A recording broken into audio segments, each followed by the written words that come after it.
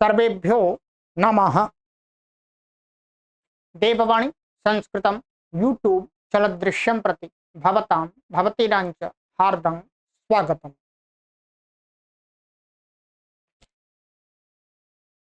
आइए मित्रों, पारिभाषिकः कक्षा संख्या 63तमी 63वीं कक्षा को आज पढ़ते हैं। 62 कक्षाएं हमारी हो चुकी हैं। ठीक है, चलिएगा। परिभाषाएं हमारी 84 हो गई, 48। हाँ,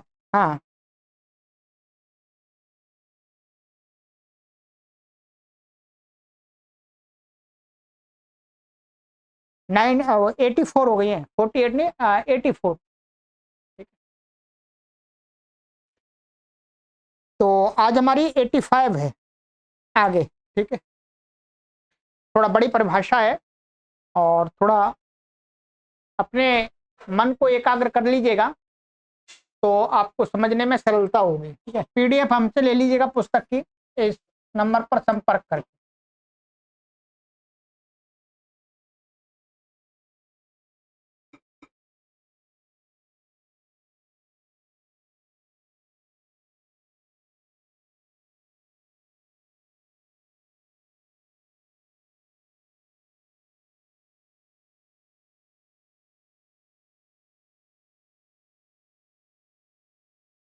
चलिएगा, ये परिभाषा है नानर्थके लोन्त्य विधि रनभ्यास विकारे। पहले इसकी उत्थानिका को देखते हैं, भूमिका को। इस परिभाषा की आवश्यकता क्यों है और कहां पर शब्द का रूप सही नहीं बनता है, कहां गलत बनता है। ठीक है, तो उसमें ये सहायता करेगी। चलिएगा, तो यहाँ पर गुरुजी ने भूमिका इसमें बनाई है इसकी उत्थानिका कि देहि धेहि इत्येवमादिषु प्रयोगेषु दा दा हे इत्येतस्याम् अवस्थायां घ्वसोरेद्धावभ्यासलोपश्च इति विधीयमानः अभ्यासलोपः अलोन्त्यस्य इति नियमेनान्त्यस्य प्राप्नोति। तथा च देहि और धेहि इत्येवमादयः प्रयोगा न सिद्धेयुरित्यतो भवति यं ज्ञापक सिद्धा परिभाषा। ठीक है, ये देहि और धेहि ये क्या है? दा और धा धातु के लोट लकार के मध्यम पुरुष के एक वचन के रूप है। देहि और धेहि माने धारण करो, देहि माने दे दो। इन प्रयोगों में कैसे सिद्धि करते हैं? दा धातु का दे ही बना रहे हैं पहले, तो जिसको यहाँ शप आता है, शप को श्लू हो जाता है, श्लू से दुत्त हो जाता है, दा दा और ही शेरे पिच से सिप को क्या हो जाता है? ही हो जाता है लोट लकार में सिप को। इस अवस्था में अब क्या यहाँ लगता है? घ्वसोरेद्धावभ्यास लोपश्च। ठीक है, कि घू संज्ञक और अस धातु को ही के परे रहते क्या होता है? अभ्यास का लोप होता है और एकार आदेश होता है। ये सूत्र का मोटा मोटा सा सीधा सा अर्थ है। तो कहते हैं इस सूत्र से विधीयमाना अभ्यास लोपा, ये क्या है? अभ्यास का लोप और एकार। एकार आदेश करने में तो कोई परेशानी नहीं है, एकार आदेश करने में कोई भी परेशानी नहीं। अभ्यास लोप में थोड़ी परेशानी आती है। ठीक है, तो कहते हैं जैसे ये सूत्र अभ्यास का लोप करेगा तो जैसे एकार आदेश करते हैं तो एकार आदेश में तो क्या हो जाता है? अलो अंत्य से अंतिम आ को ए हो जाता है। ठीक है जी, अलो अंत्य से लग करके अंतिम आ को ए हो जाता है, परंतु साथ में अभ्यास का लोप कहाँ? तो ऐसे ही अभ्यास का लोप में कहते हैं, अभ्यास का लोप करने चलेंगे इसी से, तो अलोन्त्य से नियमेन, अलोन्त्य से नियम लगा देगा कि षष्ठी निर्दिष्ट जो आदेश है वो अंतिम अल के स्थान में होता है। ये षष्ठी से निर्दिष्ट आदेश है ना, अभ्यास लोप आदेश। जैसे एकार आदेश था वैसे ही अभ्यास लोप भी है। तो इस नियम से क्या है, अंत्य से प्राप्त होती, क्या अभ्यास का जब लोप करने लगेंगे, इसकी अभ्यास संज्ञा है, तो इसमें जो अंत आए इसका लोप प्राप्त होगा है। तो कहते हैं प्राप्त होगा, और उस प्रकार से क्या दे ही ये प्रयोग सिद्ध नहीं होंगे। सिद्ध नहीं होंगे तो इसके लिए कहते हैं भवती यम ज्ञापक सिद्धा परिभाषा, ये ज्ञापक सिद्ध परिभाषा होती है। आइएगा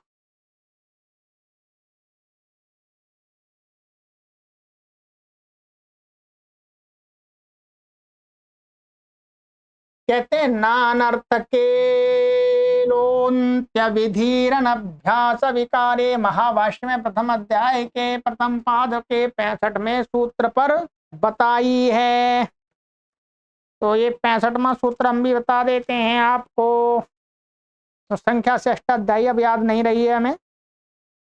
तस्मिन् नीति निर्दिष्टे पूर्वस्य, ये दिया है, ठीक है।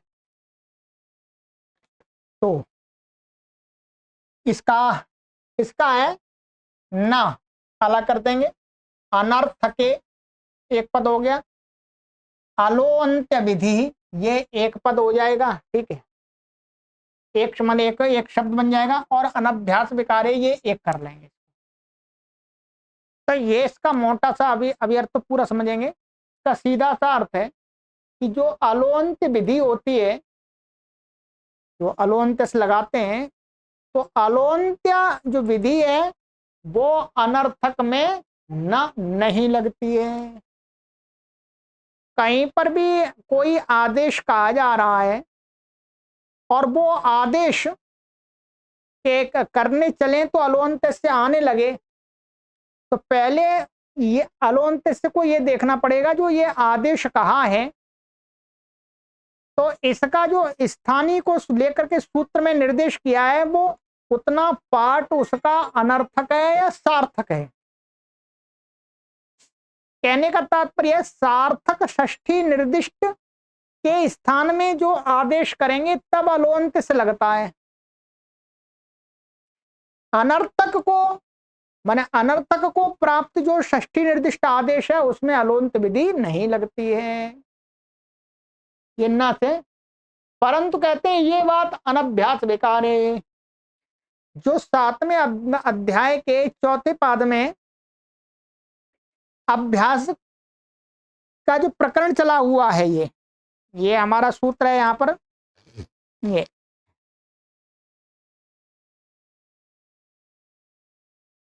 7वें अध्याय के 4थे पाद में यहां से अत्र लोपोभ्यासस्य, यहाँ अभ्यास है, 58वें सूत्र से चलता है, वहां से लेकर के पाद के अंत तक जो भी कार्य कहें वो अभ्यास के विकार हैं। एक प्रकार से विकार माना अभ्यास के आदेश, अभ्यास में ही वो कहे हैं। तो कहते हैं उस प्रकरण को छोड़ करके, उस प्रकरण में तो अनर्थक में भी अलोन्त्य विधि हो जाती है। अब पढ़ते हैं इसको क्रमशः। कहते हैं षष्ठी निर्दिष्टस्य विधीयमान आदेशो नर्थक शब्द रूपे व्याप्रियते चेत अलोन्त्य परिभाषा न प्रवर्तते। परम अभ्यास विकारे अर्थात अभ्यासस्य आदेश विधान प्रकरणे, ये 59 दिया तो 59 से ये वो तो अधिकार सूत्र है ऐसे क्या ये सतः, तो अनर्थकाभ्यासस्यापि अलोन्त्य कार्यम भवत्येव। वही बात जो मैं बता रहा था वही बात इन्होंने कही है, और क्या कहेंगे।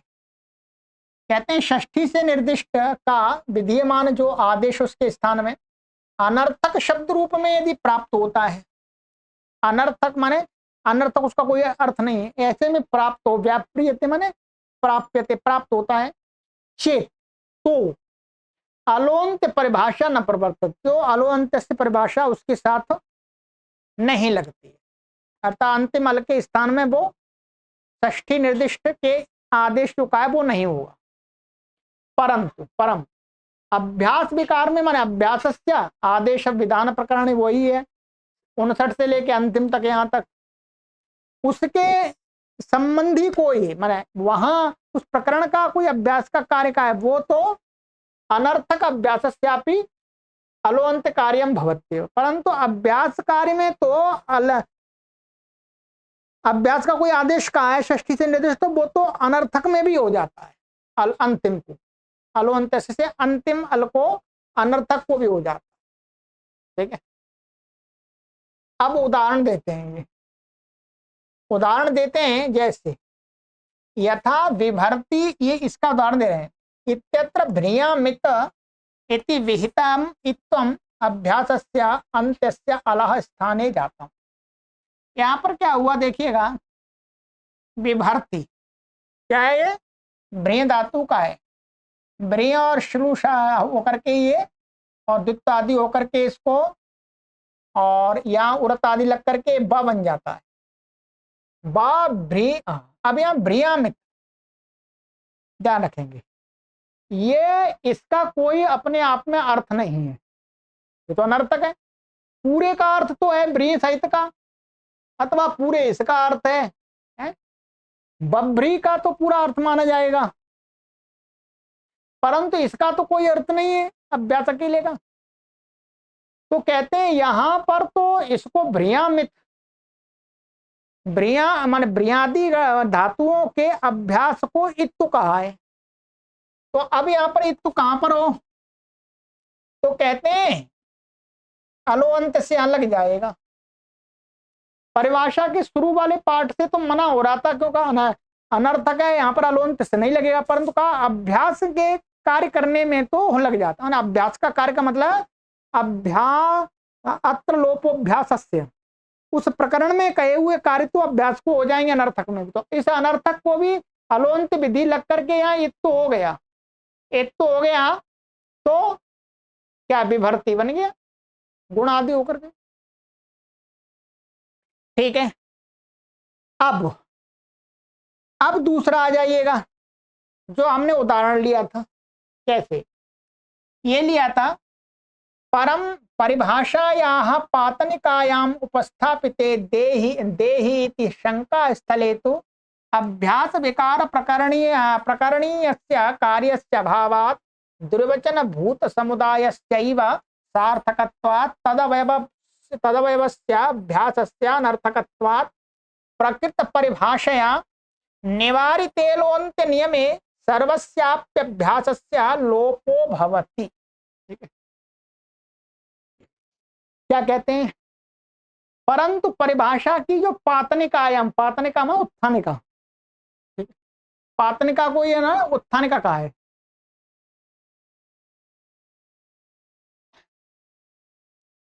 तो उत्थानिका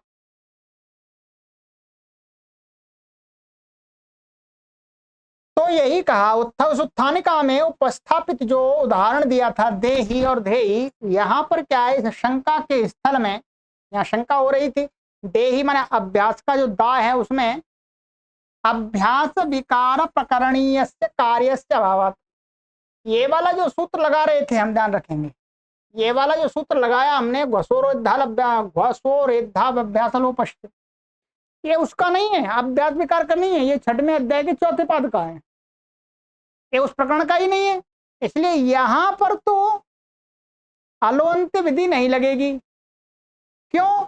क्योंकि यहां पर ये अनर्थक है, ध्यान रखें क्या है, ये इतना पार्ट अनर्थक है, तो यहां पर अलोअंत विधि नहीं होगी। यहां तो अभ्यास का लोप कहा है, तो पूरे अभ्यास का लोप ही हो जाएगा। ठीक है, तो वही कहते हैं कार्यस्य भावात् दुर्वचन भूत समुदायस्यैव सार्थकत्वात्, कहते हैं कि दुर्वचन भूत माने दा पूरे समुदाय का ही सार्थक है, सार्थक है उसका अर्थ है। दा में जो अभ्यास का दा है उसका कोई अर्थ नहीं है। ठीक है, तदा अवयवस्य अभ्यासस्य अनर्थकत्वात्, उसका अवयव जो दा है वो अभ्यास अनर्थक होने से प्रकृत परिभाषया निवारिते, माने प्रकृत परिभाषा के द्वारा निवारित माने हटाए जाने पर क्या अलोअंत नियमे, अलोअंत का जो नियम था वो हट गया, हट जाने पर सर्वस्याप्यभ्यास लोप अभ्यासस्य लोपो भवति, अतः सर्वस्य अपि अभ्यासस्य लोपो भवति, सारे ही अभ्यास का लोप होता है, माने दा पूरे का लोप हो जाता है। ठीक है, तो ये हमारा सिद्धि बन गई, इस प्रकार से कोई परेशानी नहीं है। ये आपको बहुत विशेष ध्यान रखना पड़ेगा, हर जगह अलोअंत स्मन लगा दीजिएगा। अलोअंत का भी नियम है जो कि हमने प्रथमावृत्ति में तो सामान्य रूप से पढ़ लिया कि षष्ठी निर्दिष्टस्य स्थाने या विधीयमानः आदेशः तस्मिन् कर्तव्ये अलोअंत अंत्यस्य अलह स्थाने भवति, परंतु उसमें भी नियम है कि सार्थक को कहा हुआ ही जो आदेश है षष्ठी निर्दिष्ट का, वहां पर अलोअंत विधि लगेगी, अनर्थक में नहीं लगेगी, और अभ्यास विकार को छोड़ दो जी। ठीक है, अब आ जाइएगा। अब यहां पर कहते हैं कि तथा अव्यक्तानुकरणस्यात इतौ इति विधीयमानम् अत भागस्य पररूपम अनया एव परिभाषया अन्त्यस्य अलह स्थाने न भवति, अपितु घटत इति घटिति पटत इति पटिति इत्येवं सर्वस्यैव अत शब्दस्य भवति इति बोद्धव्यम। ठीक है, अब आइएगा, अब एक दूसरा जगह और ले जा रहे हैं 6वें अध्याय में कि अव्यक्तानुकरणस्यातितौ, ये सूत्र का अर्थ एक बार देख लीजिएगा। ये क्या है, पर रूप प्रकरण में है हमारा, कहां पर है ये है पर रूप प्रकरण में।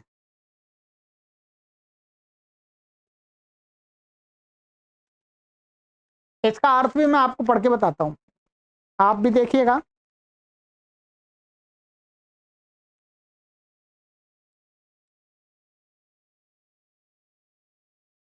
ये है अव्यक्तानुकरणस्यातितौ, अव्यक्तम अपरिस्फुट वर्णः तस्य अव्यक्तानुकरणस्य यः अत् शब्दः तस्मात् इतौ परतः पूर्वपरयोः स्थाने पररूपम एकादेशो भवति संहितायां विषये।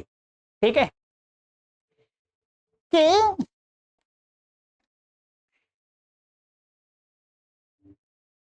ये कहा कि अत अंत में है जिसके, माने पहले तो क्या है, ऐसा शब्द जो अव्यक्त हो, अर्थात टू टाटा इस प्रकार का अव्यक्त, मनुष्य का शब्द ना हो, तो ऐसे शब्द में कहते हैं कि एतौ परतः, क्या है, एतौ परतः इति शब्द के परे रहते हैं,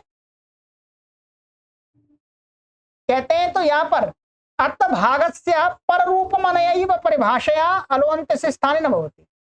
यहां जैसे ये था घटत और आगे इत्याग इति, अब इति के पहले ये घटत शब्द क्या है, अव्यक्त है, अपरिस्फुट वर्ण है ये। तो अब यहां पर इसने क्या कहा, इति के पहले जो ये अत भाग है, माने अदंत माने अत लिया है, तो ये अतंत में तो इसको क्या है, पर रूप होता है, अर्थात ई हो जाएगा। तो कोई कहे कि यहां पर आत्म पर रूप कह रहे हैं तो क्या होना चाहिए, तो यहां पर अलोअंत से तक के स्थान में होना चाहिए, माने तक के स्थान में ये वाला ही होना चाहिए। तो इनका कहना है कि नहीं, यहां पर ये जो त है ये क्या है, अनर्थक है, माने अत्ता नहीं, ये अत भाग है, इसमें घटत पूरा तो सार्थक है, घटत का तो मतलब कुछ कहना चाह रहे हैं, वो अर्थ है इसका, परंतु घटत शब्द में जो अत है वो है अनर्थक। क्या है, अनर्थक। ये पूरा क्या है, अव्यक्त शब्द है, और इसके अत भाग को लेकर के यहाँ पर आदेश का है, पर रूप का है। तो इसलिए यहाँ पर अत को जब पर रूप करने लगेंगे तो कोई कहे अलो अंत से कितना का ग्रहण होगा, यहाँ पर षष्ठी से निर्दिष्ट है। तो कहते नहीं, इसमें ये जो अत भाग है ये षष्ठी से निर्दिष्ट करके जो आदेश कर रहे हैं, पर रूप कर रहे हैं, ये तो अनर्थक है, इसलिए यहाँ पर अलो अंत विधि नहीं लगेगी, नहीं लगेगी। इसलिए पूरे अत भाग को और ई को ई होगा, तो क्या बन जाएगा, वही का पररूपम अनया परिभाषया अंत्यस्य अलह स्थाने न भवति, अंत्य अल के स्थान में नहीं होगा तक, अपितु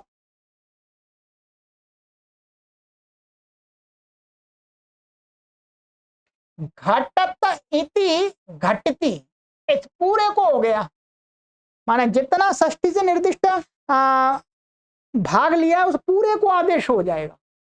ठीक है, तो घटती ऐसी पठती पठती एवं सर्वस्यैव अत शब्द से भवति बोद्धव्यम, ये जानना चाहिए।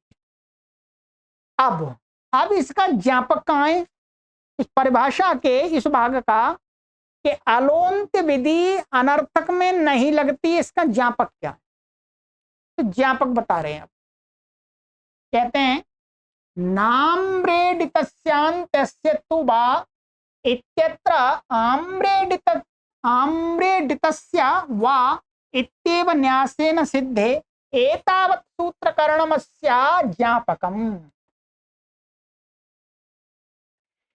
कहते हैं नाम्रेडितस्यान्त्यस्य तु वा, ये सूत्र इसके नीचे ही है, उसके नीचे क्या है, अव्यक्तानुकरणस्यात् इतौ, करणस्यात् इतौ में उसके नीचे ये सूत्र है। नाम्रेडितस्यान्त्यस्य तु वा, इस सूत्र के स्थान में आम्रेडितस्य वा इतना हम बनाते, यहां से क्या अंत शब्द हट जाता और ना हट जाता। इतना सूत्र बनाने पर भी इस सूत्र से जो प्रयोजन सिद्ध हो रहा है, ये प्रयोजन सिद्ध हो रहा है, वो इतने सूत्र से ही सिद्ध हो जाता, परंतु इतना बड़ा सूत्र बना रहे हैं, एतावत् सूत्रकरणम, इतना बड़ा सूत्र का बनाना ही इस परिभाषा का ज्ञापक है कि नहीं, इतने से सिद्ध नहीं होगा, इतने से सिद्ध नहीं होगा। महर्षि पाणिनि देख रहे हैं आम्रेडितस्य वा, इतने से इस सूत्र का जो कार्य वो नहीं हो पाएगा, पूरा बनाना पड़ेगा। नाम्रेडितस्यान्त्यस्य तु वा, ये पूरा बनाना पड़ेगा। अब इसको समझना है कैसे बनाना पड़ेगा, चलिए। तच्चैवम, वो इस प्रकार से है, आ जाइएगा। कैसे है,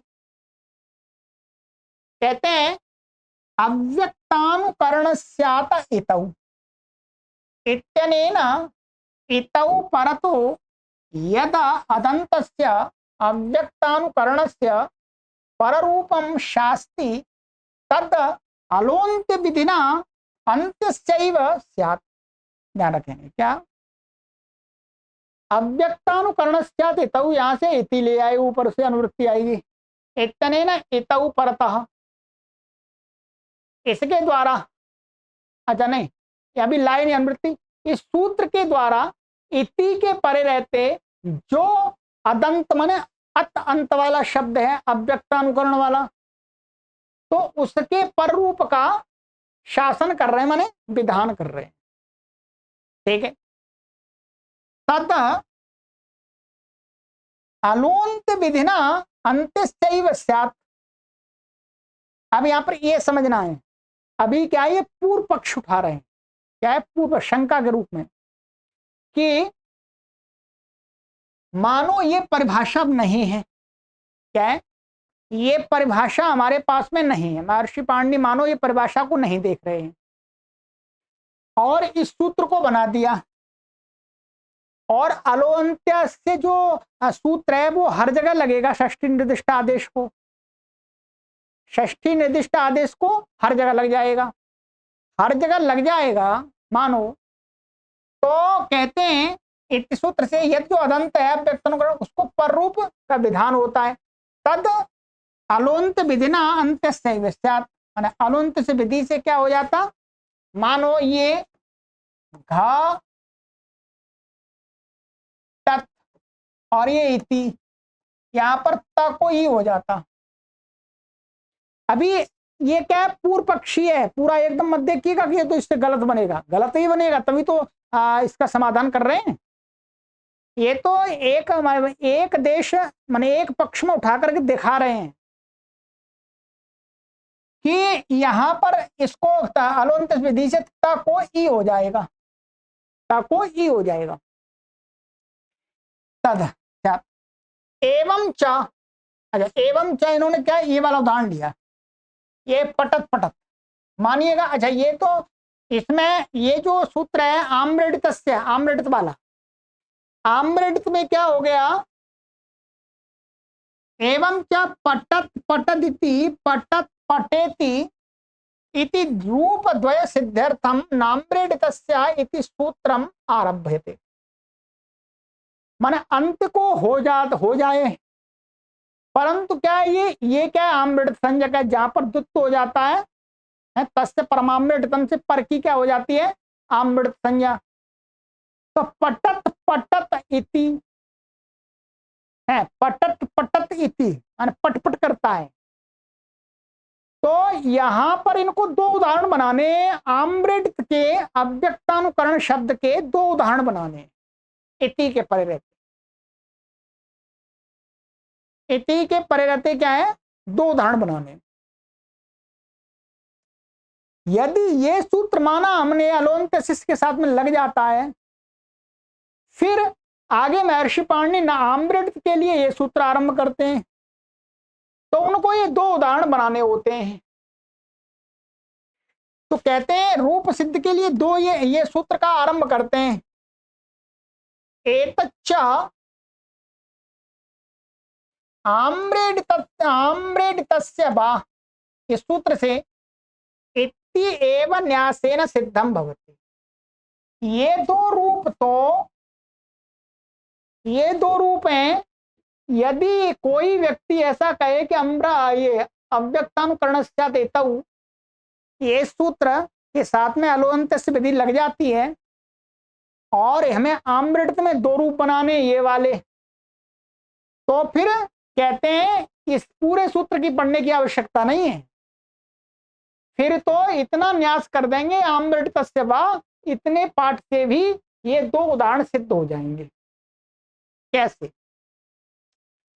अत्र ही, क्योंकि यहां पर आम्रडितेषु इतौ परता अंत्यस्य विकल्पेन पररूप विधानात् प्रवृत्ति पक्षे पटत पटेति, निवृत्ति पक्षे च पटत पटदिति इति इष्टम रूप द्वयम सिद्ध्यति। ठीक है, यहां पर सबसे पहले ये प्राप्त होगा, परंतु इसका अपवाद हमने ऐसा सूत्र बना लिया, महर्षि पाणिनि ने बना दिया, मानो इसके स्थान में ऐसा बना दिया। तो अब क्या होगा, जहां पर आम्रडित संज्ञक शब्द मिलेगा अव्यक्तानुकरण वाला, तो वहां पर तो ये लगेगा विकल्प से करेगा, विकल्प से करेगा, अर्थात हमने ऐसा माना कि ये सूत्र क्या विकल्प से पर रूप करेगा। क्या करेगा? विकल्प से पर रूप। ऊपर वाला सूत्र क्या है, नित्य अदंत को नित्य ही क्या कर रहा था, पर रूप कर रहा था, और इसने कहा आम्रडित होगा तो उसको विकल्प से होगा। और हमने अभी सिद्धांत पक्ष को छोड़ करके हमने शंका वाले पक्ष को, एक देशी पक्ष को रखा कि मानो इसके साथ में अलोंत से लग जाए और हम इन उदाहरणों को हमें सिद्ध करना है। ठीक है, तो अव्यक्तानुकरण से इसमें क्या करेगा, कहते हैं कि आम्रडित के परे रहते, इति पर परे रहने पर आम्रडित में क्या है, अंत जो है उसको विकल्प से पर रूप करेगा, माने ये नित्य कर रहा था तो विकल्प से करेगा इसमें। तो प्रवृत्ति पक्षे माने जब ये सूत्र अलोंत्य के साथ में अलुंत के साथ में पर रूप कर देगा। तो यहां पर क्या है, पटत पटत, ऐसे शब्द तो है पटत और ये पटत, ध्यान रखेंगे, दिख रहा होगा थोड़ा, अब जगह नहीं है यहां पर, ये और आगे इति है, ठीक है। अब इसमें क्या है, हमने वाह करिए विकल्प से, तो विकल्प से उसके इसकी प्रवृत्ति हो जाएगी, माने पर, तो अलुंत के सहयोग से त और ई को ई हो गया, और ट के आ के साथ में गुण होकर के पटत पटेती बन गया। क्या है, पटत पटेती, प्रवृत्ति पक्ष माने पर रूप के प्रवृत्ति के पक्ष में, ठीक है। निवृत्ति निवृत्ति पक्ष च, और जब पर रूप नहीं होगा, क्योंकि इसने विकल्प कर दिया हमने, तो क्या बन जाए फिर, तो ऐसा कैसे रहे, पटत पटत पठिति इति इष्टम रूप सिद्धति, ये दोनों रूप इष्ट सिद्ध हो जाते हैं, जो कि इस सूत्र के उदाहरण हैं, ध्यान रखेंगे।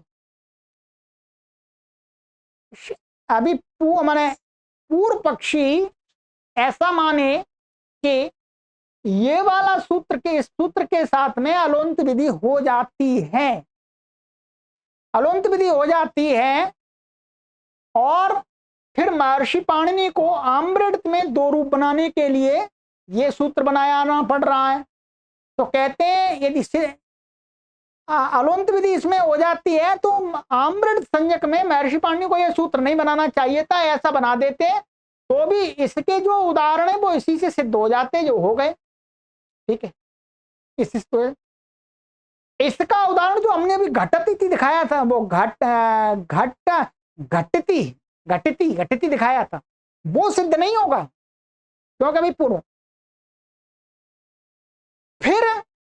फिर भी महर्षि पाणिनि जी इतने से ये दो रूप सिद्ध हो रहे हैं, फिर भी यहां पर नामृड तस्यांतस्य तुवा इतना बड़ा सूत्र बना रहे हैं, तो उसका कोई प्रयोजन है। क्या प्रयोजन है कि ऊपर वाला जो सूत्र है उसमें अलुंत विधि नहीं लगती है, नहीं लगती है, उसमें अलुंत विधि नहीं लगेगी, और हम ये सूत्र बना देंगे, तो फिर ये दो उदाहरण सिद्ध नहीं हो पाएंगे। अब इसी को समझा रहे हैं।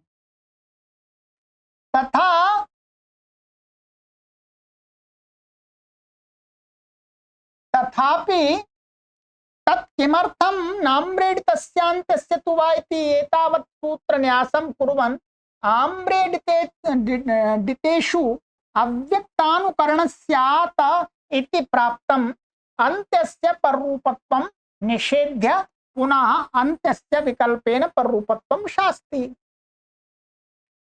ये क्या कहता है, नामृत से ये वाला, ये एक मिनट, ये इसका अर्थ है कि आम्रृत संज्ञकस्य अव्यक्तानुकरणस्य यो अत शब्दः एतौ परता तस्य पररूपम न भवति। पहले निषेध करता है, क्या पहले ये क्या करता है, न ऊपर वाले सूत्र से जो अत के साथ में पर रूप की प्राप्ति थी उसका निषेध करता है, निषेध करता है पहले। फिर यो अंत्य तकारः तस्य विकल्पेन पररूपम एकादेशो भवति। फिर कहते जो आम्रड संज्ञक का जो अंतिम तकार है उसको पररूप करते हैं विकल्प से, ऐसा है। तो इसका मतलब ये हुआ कि ऊपर वाला सूत्र है वहां पर अलोन्त्य से नहीं लग रहा था, नहीं लग रहा था, तब ये सूत्र बना देते आम्रड तस्य तो फिर ये दो उदाहरण नहीं बन पाते। तो उदाहरण क्या बनता, यदि ऊपर वाले में अलोन्त्य से विधि नहीं लगती है और नामृड तस्यांत के स्थान में ये वाला सूत्र बना देंगे, तो क्या बनेगा, ये तो कहा इसने, तो वहां पर दूसरा उदाहरण ये बनेगा ऐसा पटत पट्टिति, ऐसा बन जाएगा, पटत पट्टिति ऐसा बनेगा पक्ष में एक, तो वो हमें बनाना नहीं है, ध्यान रखेंगे।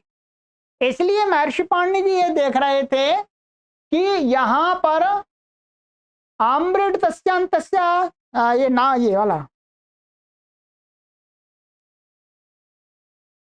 अव्यक्तानुकरण तऊ में अलोंत विधि नहीं लगती है।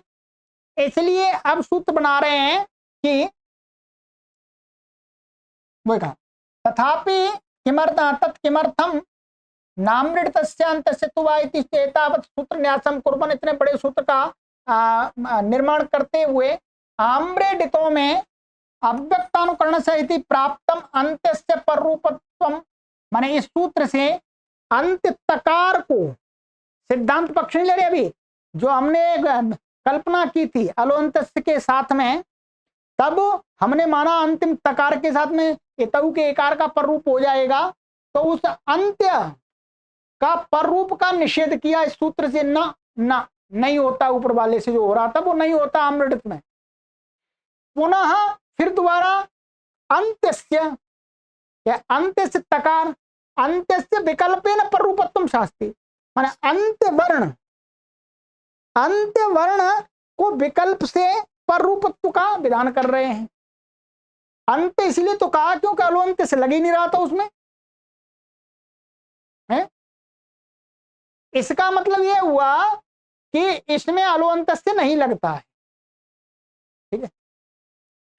तद इदम महत्तरम यत्नम आचार्यस्य अभिप्रायम द्योतये यद अव्यक्तानुकरण स्यात् इति सूत्रोक्तम पररूपत्वम वस्तुतः अंत्यस्य, ये वाला यहां पे तकारस्य न भवति, अर्थात यहां पर अव्यक्तानुकरण स्यात् तऊ में अलोंत विधि के सहयोग से अंत तकार को पररूप नहीं होता है, क्योंकि वो ना महर्षि पाणिनि देख रहे हैं कि जो अनर्थक होता है उसमें अलोंत विधि नहीं लगती है, और यहां पर जो आधे जो पररूप कहा जा रहा है वो अनर्थक पाठ को कहा जा रहा है, ठीक है। ये हो गया ये हो गया। न भवति अपि तो सर्वस्य अत समुदायस्य इति अयमेव ज्ञापकः सामान्यापेक्षत्वेन गृह्यमाणः अन्येष्वपि अनर्थकेषु अलोंत विधेर अभावं ज्ञापयति। ये जो ज्ञापक है ये किसी आम्रेडित को ही लेकर के, मन आम्रेडित संबंधी कामों में अथवा अव्यक्तानुकरण संबंधी कार्यों में ये अनर्थक का ग्रहण, अनर्थक के भाग में अलोंत विधि नहीं लगती, ऐसा नहीं। ये ज्ञापक क्या है, सामान्य रूप से कर दिया, सब में किसी भी प्रकार का षष्ठी निर्दिष्ट के स्थान में आदेश हो, ठीक है, चाहे अव्यक्तानुकरण का हो चाहे आम्रेड का हो, किसी का हो, इससे कोई लेन देन, सामान्य की अपेक्षा से ज्ञापक यहां निकाला है। इस कारण से क्या है, गृह्यमाण अन्येषु अपि अनर्थकेषु, अर्थात जैसे देही धेही उनमें भी क्या है, जो अनर्थक है वहां पर अलोंत विधि नहीं लगेगी, मैंने अलोंत विधे अभावम ज्ञापयति, अलोंत विधि का अभाव को ज्ञापित करता है। ये थोड़ा आपके लिए कठिन तो हो सकता है, पर आप क्या है पेन लेंगे, कॉपी पे स्थिति को लिखते जाएंगे और इसको ध्यान से पढ़ेंगे, इतना कठिन भी नहीं है, ठीक है। मैंने तो अपनी पूरी शक्ति लगा दी, आपको प्रत्येक शब्द का अर्थ समझा दिया, ठीक है। अब इससे अधिक समझाने की आवश्यकता ही नहीं है, क्योंकि अब आपको तभी समझ में आएगा, कम से कम आप इतने पाठ को, ज्ञापक वाला पक्ष है उसको 3 बार पढ़ेंगे, तब 3 बार आपको पढ़ना पड़ेगा कम से कम, ध्यान रख लो, तब पूरा आपको क्लियर हो जाएगा कि ज्ञापक कैसे बता रहे, ठीक है। चलिए अब तो ये कर दिया, अब ये अभ्यास विकार वाली बात भी कहते हैं। अथ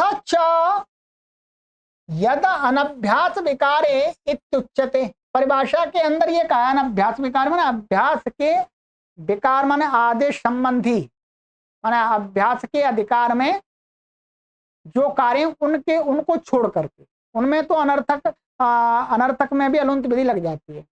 इत्युच्यते तदा अर्ति पिपर्त्योश्च इति पिपर्ति ग्रहणेन ज्ञाप्यते। इस बात का ज्ञापक माने इतने परिभाषा के इस भाग का ज्ञापक, अभी ये ज्ञापक तो नहीं निकला, अभी तो ये ज्ञापक निकला था कि अनर्थक में अलुंत विधि नहीं लगती है। अब ये भी ज्ञापित करना है कि भाई अनर्थक में तो नहीं लगती है, परंतु अनर्थक अभ्यास विकार में तो अलुंत विधि लगती है, ये भी ज्ञापित करना पड़ेगा। तो कहते हैं इसका ज्ञापक देते हैं अर्ति पिपर्त्योश्चा इति पिपर्ति ग्रहणेन ज्ञाप्यते। यहां पर पिपर्ति ये पढ़ा हुआ है, इसके ग्रहण से ज्ञापित होता है कि अभ्यास के विकार अभ्यास के प्रकरण में कहे गए आदेशों में ये अलुंत विधि वाला जो नियम है वो फिट नहीं बैठता है, वहां तो अलुंत विधि हो जाती है। ठीक है, समझिएगा। अब कैसे, अब इसको समझना है, ये दोनों ही ज्ञापक थोड़े से टेढ़े हैं। ठीक है, कहते हैं कि प्रिग्रहणे नैव सिद्धे ष्टिप निर्देशोत्र अनर्थको भवति। इस सूत्र में अर्ति और पिपर्त प्री धातु लिए इन्होंने। ठीक है, प्री धातु लिए, तो ये कहते हैं यहाँ पर ये ष्टिप निर्देश किया हुआ है, पिपर्ति में ष्टिप निर्देश करके रूप बना करके यहाँ पर पढ़ा हुआ है। तो प्री ग्रहण के द्वारा ही कार्य सिद्ध हो रहा, प्री पढ़ देते, कोई परेशानी नहीं। ठीक है, सिद्धे ष्टिप निर्देशो अत्र, ष्टिप निर्देश करके साथ में निर्देश कर रहे हैं, ये बात ही अनर्थको भवति। अत्र अनर्थक माने इस अभ्यास के प्रकरण में तो अनर्थक को भी अलोअंत्यस्य से कार्य होता है, इस बात का ज्ञापक है ष्टिप निर्देश। अब कैसे, अब इसको भी समझना है। कहते हैं कोई व्यक्ति यहां पर कहे भाई ष्टिप निर्देश तो इसलिए नहीं है, ये बात ज्ञापित करने के लिए नहीं है, ये तो इसके लिए है। किसके लिए? नायम ष्टिप निर्देश यंग लुंग निवृत्त्यर्थः। कोई व्यक्ति ये कहे कि महर्षि पाणिनि जी जिस धातु के साथ में ष्टिप निर्देश करके पढ़ते हैं, तो वो जो धातु है वो यंग लुंग का ग्रहण नहीं कराती, इसलिए पढ़ते हैं। इष्टे हमने अष्टाध्यायी में भी पढ़ा था आपको कि ष्टिप निर्देश करके जो पढ़ा हुआ है उससे यंग लुंत का ग्रहण नहीं होता है। कहीं पर मानिएगा भू धातु पढ़ दे, भू धातु को कोई कार्य कहा, भू धातु को कोई कार्य कहा तो भू के कहने से भू के यंग लुक का भी ग्रहण हो जाएगा। माने भू को कहा हुआ कार्य भू के यंग लुक को भी होता है, परंतु भू में ष्टिप प्रत्यय निर्देश करके भवती करके कहा, जैसे इंदि भवतीभ्याम सूत्र में भवती पढ़ा है, तो वहां ष्टिप प्रदेश निर्देश, तो वहां पर भवती यंग लुगंत का ग्रहण नहीं होगा, इसलिए ष्टिप प्रत्यय निर्देश करते हैं। तो कहते कोई व्यक्ति यदि यहां पर ये कहने लगे पिपर्ति में, जैसे अर्ति में पिपर्ति में जो ष्टिप निर्देश है वो तो प्री का जो यंग लुगंत को जो कार्य प्राप्त हो जाता वो ना हो इसलिए पढ़ा हुआ है, तो ये भी नहीं कह सकते। नायम ष्टिप निर्देश यंग लुंग निवृत्त्यर्थ, माने यंग लुगंत की प्राप्ति कार्यों को हटाने के लिए भी नहीं है, ये भी नहीं कह सकते। क्यों? क्योंकि यहां पर अर्ति पिपर्तोष्ट में प्रकृते श्लौ इत्यनुवर्तमाने अत्र यंग लुक एव अभावात्। ध्यान रखेंगे यहां पर वास्तव में क्या है, इसमें श्लौ की अनुवृत्ति भी आती है, ऊपर से श्लौ की अनुवृत्ति आती है, तो श्लौ तो यंग लुक में श्लौ मिलेगा ही नहीं है भाई, श्लौ तो मिलेगा ही नहीं यंग लुक में, तो यंग लुक तो अपने आप ही हटा हुआ है पहले से ही, ष्टिप निर्देश ना करें तो भी हटा हुआ है। तो भाई का प्रकृति श्लौ इति अनुवर्तमान है, इसकी अनुवृत्ति होने पर अत्र यहाँ पर यंग लुक एवं अभावात, यंग लुक का ही अपने आप ही अभाव है, यंग लुक में श्लू नहीं होगा। अच्छा, कोई ऐसा कहे दूसरा कोई व्यक्ति कि न च जुहोत्यादि भिन्न से व्यावर्तनातयम निर्देश, कोई कहे कि प्री धातु ज्योत्यादि गण से भिन्न गण में जो पड़ी हुई है उसके व्यावर्तन के लिए है कि ज्योत्यादि गण में पड़ी हुई धातु का रूप कैसा बनता, पिपर्ति, और यही धातु दूसरे गण में पड़ी हुई है उसका दूसरा रूप बनेगा। तो कोई कहे स्टिप निर्देश तो इसलिए लगाया है कि ज्योत्यादि गण वाली धातु का ही ग्रहण हो, यहां पर दूसरे गण का नहीं हो। तो कहते हैं ये भी गलत बात। क्यों? कहते हैं न च ज्योत्यादि भिन्नस्य व्यावर्तनात् अयम निर्देशा। क्यों? दूसरे ज्योत्यादि गण से भिन्न प्री को हटाने के लिए निर्देश है, ये नहीं कह सकते आप। क्यों? अत्रापि श्लौ इति अनुवर्तमाने अन्यस्य गणस्य ग्रहण संभवात्, क्योंकि श्लू की अनुवृत्ति आ रही है यहां। तो श्लू की अनुवृत्ति आ रही है, जब श्लू की अनुवृत्ति आ रही है तो श्लू तो ज्योत्यादि गण वाली से ही होता है, अन्य गण का तो ग्रहण होगा ही नहीं अपने आप ही है। अन्यस्य गणस्य ग्रहण असंभवात्, दूसरे गण का तो धातु जो प्रिय है उसका ग्रहण ही नहीं होगा, ये भी प्रयोजन नहीं है। अतः जायते, अब ध्यान रखें स्टिप निर्देश यहां लगाया है ना तो उसका प्रयोजन यंग लुंग निवृत्ति के लिए है और ना दूसरे गण की धातु को हटाने के लिए, ये दोनों प्रयोजन नहीं हो सकते। अब प्रयोजन क्या है? तो कहते हैं अतः ज्ञायते यद आचार्यः स्टिप निर्देशेन किमपि विशिष्टम द्योतयितुम इच्छति। इससे यह ज्ञापित होता है कि महर्षि पाणिनि स्टिप निर्देश के द्वारा कुछ विशिष्ट बात को बताने के लिए इच्छा कर रहे हैं। वो इच्छा क्या है? वो इच्छा ये है तत्किम, वो क्या है? तच्चेदम यद अभ्यासे विधीयमानम इत्यादिकम अंत्यस्य भवति न सर्वस्य इति। वो जो विधेय बताना चाह रहे हैं वो ये बताना चाह रहे हैं कि अभ्यास के विकार में, मैंने अभ्यास के कार्यों के जो अभ्यास का जो अधिकार है वहां पर 7वें अध्याय 4थे पाद में, वहां पर विधीयमान जो इत्व आदि हैं वो उनमें अन अलो अंत से विधि लग जाती है, अनर्थक में भी, अनर्थक में भी लग जाती है। तो इससे क्या ज्ञापित हुआ? इससे क्या कह रहे हैं ये अभ्यास का, जैसे ये है पिपर्ति, ध्यान रखेंगे ये प्री धातु का लिया इन्होंने, ये ज्योत्यादि गण की है। इसको वास्तव में क्या है, ये प्री और प्री, इसको एक मिनट, ये प्री है और यहां पर टिप आ गया, ये स्टिप का निर्देश है। स्टिप में यहां बीच में क्या आ जाएगा, वास्तव में इसको शप आ जाएगा, शप का श्लू हो जाता है, श्लू हो गया, श्लू से इसको द्वित्व हो जाएगा, ये द्वित्व हो गया, द्वित्व होकर के इसको उरत लग करके ये पर हो जाएगा, ठीक है। और पूर्व अभ्यास हलादी शेषा, तो क्या बच गया ये अभ्यास में, ये पा, ये तो हट ही गया, इसको मान करके स्टिप को मान करके यहां पर गुण हो जाएगा पर। अब क्या है भ्रियामित, ये भ्रियादि गण में है, जो हमने अभी बताया था भ्रियामित, उसका उदाहरण बताया था विभर्ति। तो भ्रियादि, अब क्या है भ्रियामित, जैसे विभर्ति दिखाया था, तो महर्षि पाणिनि ने, जब महर्षि पाणिनि ये बात देख रहे हैं, यहां पर क्या कर रहे हैं, भ्रियामित लगा रहे हैं, भ्रियामित लगा करके ही तो ये निर्देश कर रहे हैं पिपर्ति। यदि भ्रियामित नहीं लगाएंगे तो पिपर्ति बनेगा ही नहीं। अच्छा, भ्रियामित लगा रहे हैं, जब भ्रियामित इसमें लगाएंगे तो ये तो क्या है, भ्रियामित से है, यहाँ पा है, ये पा,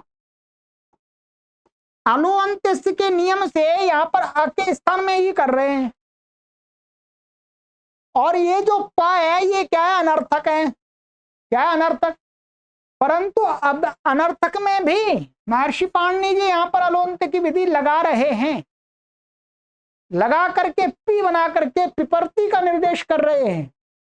तो ये ज्ञापित करता है कि अभ्यास के अधिकार में कहे हुए षष्ठी निर्दिष्ट को जो आदेश हैं उन आदेशों को तो करने में अनर्थक को भी आदेश हो रहा होगा तो भी अलोन्त विधि लगती है। लगा करके ही तो महर्षि पाणि ने निर्देश किया है, ये ऐसे निर्देश ज्ञापित किया है, ध्यान रखेंगे। ठीक है, अब दोनों ही ज्ञापक थोड़े से टेढ़े तो हैं पर इतने टेढ़े अर्थात मैंने तो पूरा समझाया आपको। ठीक है, और आपको भी समझ में आ जाएगा, हो सकता है 2 से 3 बार ये कक्षा पढ़नी पड़ेगी आप। ठीक,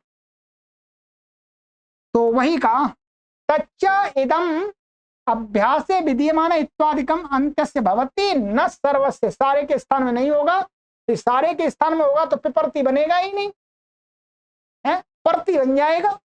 नहीं, सारे के स्थान में आदेश हो जाएगा तो यहाँ प के स्थान में ई हो जाएगा तो इपर्ति बन जाएगा, इपर्ति। तो इपर्ति तो यानी पिपर्ति बनाया, अर्थात अभ्यास में तो अनर्थक अभ्यास को भी अलोन्त विधि लग करके अंतिम अल कोई आदेश होता है। ठीक, चलिए ये परिभाषा हमारी क्लियर हो गई, बड़ी है थोड़ी, एक ही परिभाषा हो पाई, अब देख रहे होंगे 1 घंटा पूरा होने वाला है। चलिएगा अब अगली परिभाषा है हमारी प्रधानयो प्रधान कार्य संपत्ति। ये तो सरल ही है, कठिन नहीं है। ये परिभाषाएं वास्तव में कहाँ आई हैं? ये महाभाष्य के अंदर आई हैं। जो चीज महाभाष्य में आपको पढ़ाई जानी थी उस चीज को हम महाभाष्य के पढ़ने से 2 वर्ष पहले पढ़ा रहे हैं। क्यों? क्योंकि इन परिभाषाओं का प्रयोग काशिका में भी आया है, तो आपको काशिका में भी तो समझना पड़ेगा। तो अब आप यहां समझेंगे, इसके बाद फिर काशिका में इनका प्रयोग होगा, काशिका में मत्था लगाएंगे हम, फिर महाभाष्य में मत्था लगाएंगे, तो भाई तब तक तो समझ में आ ही जाएगी, घबराने की कोई आवश्यकता नहीं। ठीक है, चलिए सर्वेभ्यो नमः।